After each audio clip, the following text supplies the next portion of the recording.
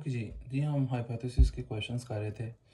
अब इसके बाद उसने ये कहा कि आप मुझे ये बताएँ कि अगर आपके पास असल में अब जो नेक्स्ट क्वेश्चंस है ना, उसमें जो इंटरेस्टिंग चीज़ अब आया करेगी वो ये है कि आपने स्टेटमेंट क्वेश्चंस आया करेंगे और उसमें हमने देखना है कि कौन सी आपके पास एच नॉट की स्टेटमेंट है और कौन सी एच वन की स्टेटमेंट है।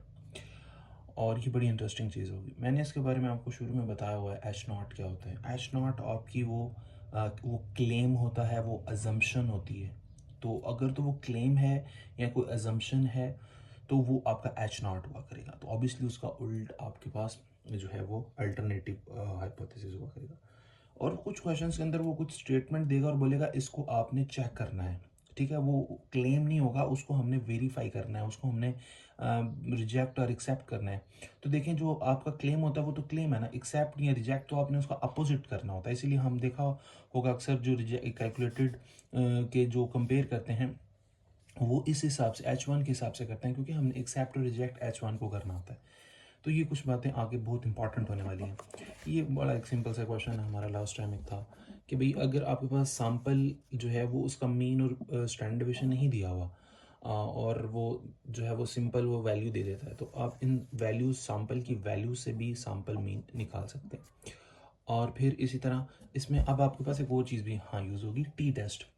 टी टेस्ट में ये हुआ करेगा कि आपके पास जो है वो इसमें भी ये पॉइंट आप लिख सकते हैं कि अगर आपके पास जो ये वेरिएंस है, स्टैंडर्ड डिवीएशन है पॉपुलेशन का, अगर तो ये गिवन है तो फिर तो जी टेस्ट यूज़ होगा। अगर ये गिवन नहीं है तो फिर आपका टी टेस्ट यूज़ होगा। तो ये भी बड़ा इंपॉर्टेंट, उसका ऑब्वियसली सेम उसी तरह उसका भी एक टेबल है जो कि डिपेंड करता है लेवल ऑफ सिग्निफिकेंस के ऊपर। ओके जी, तो इस क्वेश्चन को पढ़ें। तो उसने कहा जी the mean voltage when the store is 151 and assume करें द पॉपुलेशन इज़ 0.02। ठीक है, ये पॉपुलेशन आ गई।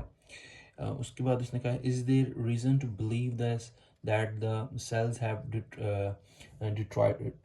डिट्राइडेटेड डिट्राइडेटेड। ओके, अच्छा, इसमें अब ये देखें कि इसमें उसने ये कहा कि हमारे पास क्या कोई वजह है कि हम इस पर बिलीव कर सकें। तो ये